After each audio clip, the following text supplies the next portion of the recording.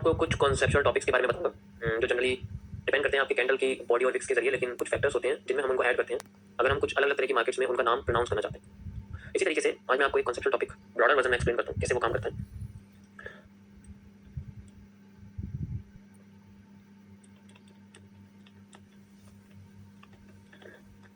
ये आपके अब एडवांस्ड वॉल्यूम एनालिसिस के अंदर के पार्ट्स में शुरू कर रहा हूँ।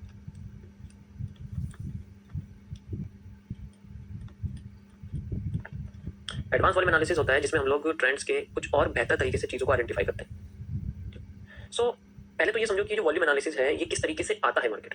एक फैक्टर होता है, एक वर्ड होता है जिसे हम लोग बोलते हैं लिक्विडिटी। लिक्विडिटी और लिक्विड, लिक्विड का मतलब होता है कैश, पैसा, रकम, नोट्स जो हमारे पास होते हैं, नॉर्मल 500 का या फिर जो भी आपके पास नोट्स होते हैं अलग अलग कंट्री में। कैश को लिक्विड बोला जाता है। किसी भी एसेट को कैश में कन्वर्ट करने का मतलब है कि आपने किसी चीज को पैसों से खरीदा हुआ है लेकिन वो पैसे नहीं है, जब उनको आप बेचते हो तो वो लिक्विड हो जाते हैं। इसको बोलते हैं लिक्विडेशन। इसको बोलते हैं लिक्विडेशन और लिक्विडेट करना, अपनी एसेट्स को लिक्विडेट करना यानी कि कैश में कन्वर्ट करना, इसको लिक्विड कहते हैं। क्योंकि किसी भी जगह पे फ्लो होता है लेकिन एसेट कभी फ्लो नहीं हो सकते, वो वहीं पर ही लगा रहेगा, इसलिए इसको लिक्विड बोलते हैं। उसी पैसे से आप दुनिया की कोई भी चीज खरीद सकते हो, डिपेंड करता है उसकी वैल्यू क्या है, लेकिन उस एसेट के जरिए आप हर चीज नहीं खरीद सकते। आपके पास अगर किसी कंपनी के शेयर्स हैं तो आप बैंक से लोन जरूर ले सकते हो, लेकिन आप उस शेयर से अपने लिए कपड़े नहीं ले सकते। आप किसी भी कंपनी के शेयर से कोई भी घर का सामान नहीं ले सकते, कोई गाड़ी नहीं ले सकते। तो इसलिए उनको फिक्स्ड जो है वैल्यू बोलते हैं किसी चीज की, फिक्स्ड एसेट्स होते हैं वो, ठीक है। लेकिन अगर उनको लिक्विड कर लेते हैं तो लिक्विड पानी की तरह होता है, वो किसी भी जगह चला जाता है, डिपेंड करता है कि वो कितनी वैल्यू है। लिक्विडिटी क्या होती है? उस रेट से, किस रेट से हम ये चीजों को कन्वर्ट कर रहे हैं। जिस रेट से हम लोग अपने एसेट्स को कैश में कन्वर्ट कर रहे हैं उसे हम लोग लिक्विडिटी कहते हैं। लिक्विडेशन होता है, इस प्रोसेस को लिक्विडेशन कहते हैं। जब हम एसेट से कैश में अपना अमाउंट कन्वर्ट करते हैं तो उस प्रोसेस को लिक्विडेशन कहते हैं, और इस चीज को लिक्विडिटी कहते हैं जो फ्लो होती है। ये फैक्टर होता है। जैसे मैंने 10 में से एक शेयर निकाल दिया तो मैंने कितना फैक्टर कर दिया? 0.9। आप मान लीजिए 0.9 मैंने फैक्टर का लिक्विडिटी करी, यानी मैंने 10% लिक्विडिटी करी। अब लिक्विडिटी जो होती है ये वर्ड यूज किया जाता है उन तरीके के एसेट्स में जिन्हें हम लोग सेंट्रलाइज्ड मार्केट बोलते हैं, जो सेंट्रलाइज्ड मार्केट में रहते हैं।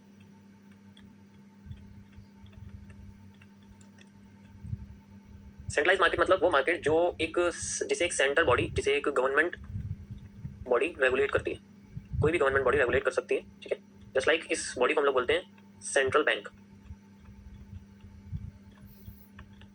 अभी जो लिक्विडिटी होती है ये क्या होती है, मैंने आपको बताया अभी कि हमारे पास जो एसेट्स होते हैं, एसेट्स जैसे किसी कंपनी का शेयर,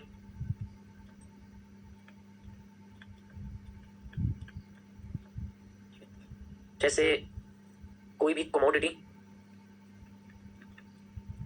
कमोडिटी यानी कि आपके पास गोल्ड है, सिल्वर है, ठीक है, वगैरह वगैरह। किसी भी करेंसी, किसी भी देश की करेंसी जो भी हम लीगली रख सकते हैं अपने पास ट्रैवल वगैरह करने के लिए या इन्वेस्टमेंट पर्पस के लिए भी, जिसे हम लोग फॉरेक्स ट्रेडिंग कहते हैं। करेंसी लाइक GBP, USD, इस तरीके की वगैरह वगैरह कई सारी जितनी भी हमारे पास करेंसीज होती हैं, like real estates, real estates, तो ये सारे के सारे हमारे पास एसेट्स होते हैं। तो अब इन सबका एक प्राइस होता है। जैसे कि अब कंपनी के शेयर का कोई ना कोई प्राइस होगा, कमोडिटी में गोल्ड या सिल्वर का कोई प्राइस होगा, डॉलर का कोई प्राइस होगा, GBP का भी होगा, प्रॉपर्टी का भी होगा, कुछ ना कुछ किसी का प्राइस होगा। तो जब हम इनके करंट प्राइस पर, यानी कि जिन्हें हम लोग मार्केट प्राइस कहते हैं, ठीक है, जब हम इन एसेट्स को मार्केट प्राइस पर सेल करते हैं, ठीक है, इनको जब इन सारे के सारे एसेट्स को जब हम मार्केट प्राइस पर सेल करते हैं तो इसे हम लोग लिक्विडिटी कहते हैं, ठीक। और इस प्रोसेस को हम बोलते हैं स्वैप करना, स्वैपिंग। इस प्रोसेस को बोलते हैं लिक्विडिटी स्वैप।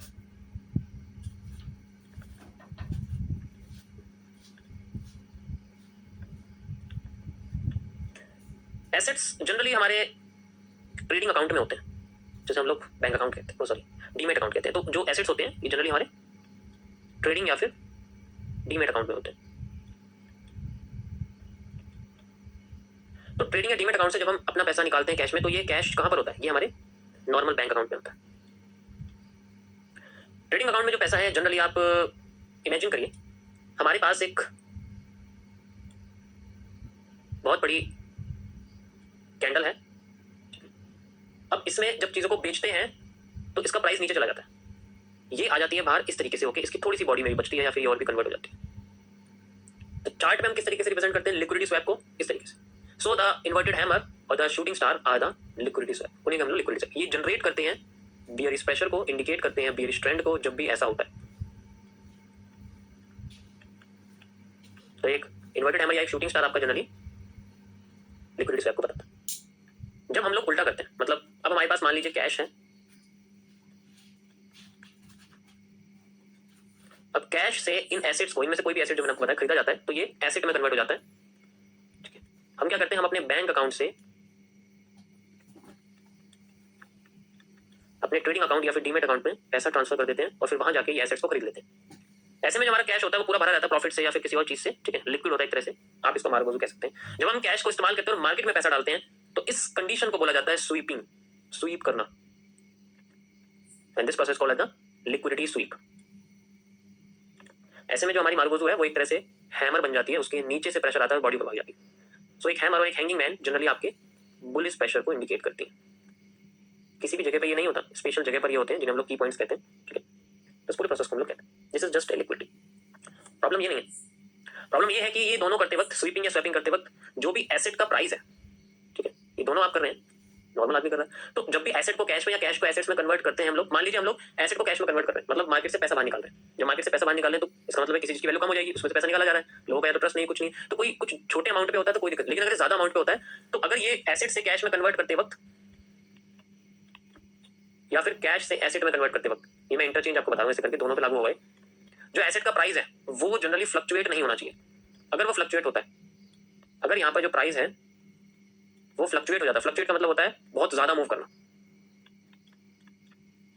तो इस केस में इलिक्विडिटी क्रिएट होती है। इसको हम लोग बोलते हैं इलिक्विडिटी। ये कैसे होता है मैं आपको चार्ट से समझाता हूँ। ऐसे में चलती हुई मार्केट जस्ट लाइक एक नॉर्मल मार्केट फ्लो कर रही है, एक ऐसा टाइम आता है या तो किसी इवेंट की वजह से या कुछ वजह से, ठीक है, मार्केट एकदम से गिरना शुरू कर जाती है। जब ये गिरती है तो सब लोग अपना पैसा बाहर निकाल रहे होते हैं क्योंकि एसेट्स को कैश में कन्वर्ट कर रहे हैं, ओरिजिनली लिक्विडिटी स्वैप हो रहा है। अब इसको बोलते हैं इलिक्विडिटी। अब लिक्विडिटी का रिस्क ना बढ़ जाए, लिक्विडिटी ज्यादा होने ना होने की वजह से, यानी कि इसको बोलते हैं लिक्विडिटी रिस्क को कम करने के लिए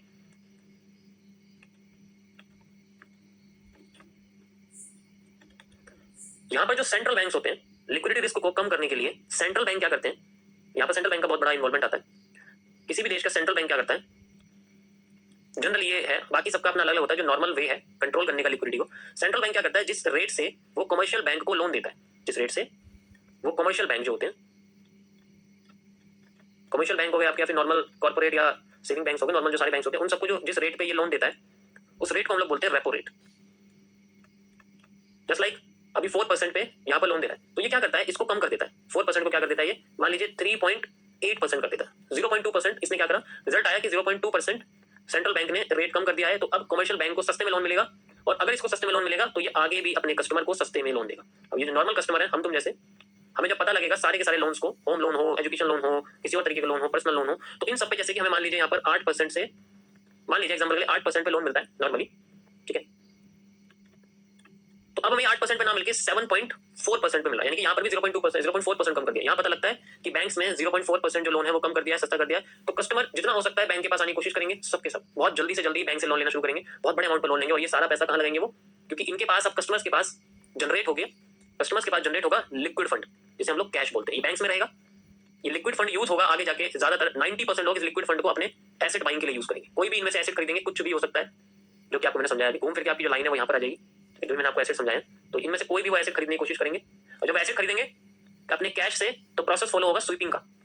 स्वीपिंग फॉलो होगी तो हमारे पास हैमर्स बनने शुरू हो जाएंगे, हैमर या हैंगिंग मैन बनने शुरू हो जाएंगे, और मान लीजिए मार्केट के बॉटम पे हैमर बनने शुरू होते हैं, और फिर बाद में मार्केट धीरे धीरे करके ऊपर जाना शुरू करेगी, थोड़ा थोड़ा प्राइस बढ़ना शुरू, क्योंकि मार्केट में पैसा आ रहा है, और जब तक वो बिल्कुल ओरिजिनल पोर्शन पे नहीं चला जाता, जैसे एक रेंज होती है, जब तक यहाँ पर नहीं दिखता कि मार्केट दोबारा से अपने अपने एक प्रॉफिटेबल रेंज में नहीं गई है, तब तक इस रेट को रखा जाता है। जैसे ही प्रॉफिटेबल रेंज में चली जाती है मार्केट, इसको ज्यादा ऊपर ना ले जाने की, मार्केट में हर कोई ज्यादा पैसा ना डाल दे, तो फिर से क्या करता है, अपने सेंट्रल बैंक रिवाइज करता है, इसको बोलते हैं revised rate. Now the revised rate take place, यहाँ पर मार्केट में रिवाइज्ड रेपो रेट यूज होता है। अब रिवाइज्ड रेपो रेट में क्या करता है, बैंक 3.8% को 3.9% कर देता है, बस 0.1% यहाँ पर इंक्रीज कर देता है, और इससे हल्ला मच जाता है। हल्ला ऐसा मचता है कि कमर्शियल बैंक आगे जाके भी अपने 0.2% को, ठीक है, जैसे कि है हमारे पास कमर्शियल बैंक, आगे जाके जो इसको लोन मिलता है, तो ये हमें 7.4 की जगह जो मिलता है हमें, ठीक है, अभी हमें 7.2 कर देता है। इसका मतलब है कि ये 0.2% आप कह सकते हो, सॉरी 7.6 कर देता है, मैंने उल्टा कर दिया, कम कर दिया, 7.6 कर देता है, 0.2% बढ़ाता है। ऐसे में कस्टमर क्या करते हैं, अब लोन लेना बंद कर देते हैं, अब वो रीपे करना शुरू करते हैं अपने लोन को। कस्टमर अब बैंक से लोन लेना कम कर देते हैं, तो लोन कब लेंगे, तो अब आगे भी इन्वेस्ट नहीं करेंगे, अब उनके पास लिक्विड फंड नहीं रहेगा, बहुत कम रहेगा, और जब कम रहेगा तो वो मार्केट में क्या करेंगे, अपनी या तो अपने इन्वेस्ट करे हुए एसेट्स को निकालना शुरू करेंगे या फिर थोड़ा थोड़ा लगाएंगे या रुक जाएंगे, यानी कि कस्टमर जो है यहाँ पर रुक जाएगा, आगे नहीं करेगा। ऐसे में मार्केट में होती है रीटेस्टिंग, जिसे हम लोग रीटेस्टिंग कहते हैं। मार्केट में रीटेस्टिंग यूज होती है, यानी कि थोड़ा बहुत मार्केट नीचे गिरती है लाइक दिस एंड देन फिर से अपने पोर्शन पे चलती रहती है। इस ड्रॉप डाउन को कंट्रोल करने के लिए सेंट्रल बैंक का इतना बड़ा हाथ होता है, लेकिन ये सारा का सारा खेल होता है सिर्फ सेंट्रलाइज्ड मार्केट में, जहां पर गवर्नमेंट बॉडी होती है। अब जो आपकी डिसेंट्रलाइज्ड मार्केट होती है और ये ज्यादा नहीं गिर पाती, ये मैक्सिमम आप कह सकते हो मैक्स टू मैक्स आप कह सकते हो 40 से 45%, इससे ज्यादा कभी मार्केट नहीं गिर सकती। 40 से 45% आप कह सकते हो, अगर हद से भी ज्यादा बुरी है तो कह सकते हैं कि 50% गिर गई, इससे ज्यादा नहीं गिरती। कोई भी किसी भी देश का इंडेक्स नहीं गिरता इतना। लेकिन अगर यहाँ पर ऐसे एसेट्स की बात करते हैं जो डिसेंट्रलाइज है, जिन्हें गवर्नमेंट बॉडी कंट्रोल नहीं करती है, तो उनके अंदर ये लिक्विडिटी रिस्क हमेशा हाई रहता है। उन्हें हम लोग डिसेंट्रलाइज मार्केट कहते हैं, जिनमें गवर्नमेंट इन्वॉल्व नहीं होती, जिनमें सारा का सारा सिस्टम बैंक से कंट्रोल नहीं होता, नथिंग एल्स। एग्जांपल के लिए बात करते हैं हम लोग क्रिप्टो मार्केट्स या क्रिप्टो करेंसीज। ये वो मार्केट्स होती हैं जिनमें कोई कंट्रोल नहीं है किसी का। आज अगर बिटकॉइन का प्राइस मान लीजिए आज से कुछ सालों पहले $75,000 पे गया था, 2023 की स्टार्टिंग में इसका प्राइस $15,000 पे था। आप खुद देख सकते हो इसका प्राइस कितना गिर गया है। 90% प्राइस इसका गिर चुका, मतलब खत्म ही हो गया बिल्कुल, आप कह सकते हो। कोई कंट्रोल नहीं है। अगर किसी एसेट की ऐसी हालत है तो उसका मतलब है वो डिसेंट्रलाइज। इसलिए सरकार चाहती है कि ऐसे एसेट्स पे इन्वेस्ट ना किया जाए जिनकी वैल्यू हम कंट्रोल नहीं कर पा रहे हैं, जिनकी वैल्यू लॉस होने के बाद आपकी रिकवरी नहीं हो पाई। ये सिर्फ बड़ी बड़ी बॉडीज ही इनको कंट्रोल करती है, जैसे फॉरेन इंस्टीट्यूशनल इन्वेस्टर्स हैं, कुछ हेज फंड्स हैं, कुछ बड़े बड़े जो आप फर्म्स कह सकते हो, वो इनको कंट्रोल कर पाते हैं, सेंट्रल बॉडी, और वहां पर यूज होता है मैनिपुलेशन। तो इसलिए यहाँ पर लिक्विडिटी रिस्क का खतरा हमेशा बड़ा रहता है। ये तब यूज होता है जब हम बहुत बड़े अमाउंट पे एसेट्स को होल्ड कर रहे हैं। जब हम डे ट्रेडिंग कर रहे हैं तब इतना बड़ा रिस्क नहीं है। लेकिन मैं आपको इसका एग्जांपल दिखाता हूँ live. Let's go on the Indian market पे आपको लेके चलता हूँ, just like Nifty 50 index, and you can see यहाँ पर आपको ये एक चार्ट दिख रहा होगा।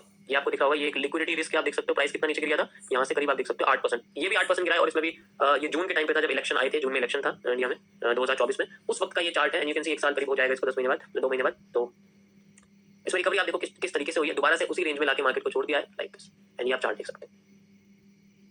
उसके बाद मार्केट का प्राइस हमेशा बढ़ता ही है, ऑब्वियसली बात है, लेकिन फिर दोबारा से गिरना शुरू कर देता है, क्योंकि कोई इवेंट है वगैरह वगैरह, बहुत सारी चीजें हैं, बहुत सारे फैक्टर इसके अंदर ना, रिएक्ट करते हैं, एक्ट करते हैं, वैसा। So this is a liquidity, and इस तरीके से आपकी जो है ये बेसिकली काम करती है। लिक्विडिटी वगैरह कैसे हमें दिखती है मार्केट, किस तरीके से कैंडलस्टिक पैटर्न काम करते हैं, ये ज्यादा इंपॉर्टेंट है आपको देखना। ठीक है, कि देखो मैंने आपको अभी दिखाया ना, आपको हैमर दिखाता हूँ, यहाँ पर आपको हैमर दिखाता हूँ। You can see the bottom hammer से ही भरा हुआ है, सिर्फ और सिर्फ हैमर आपको दिखेंगे।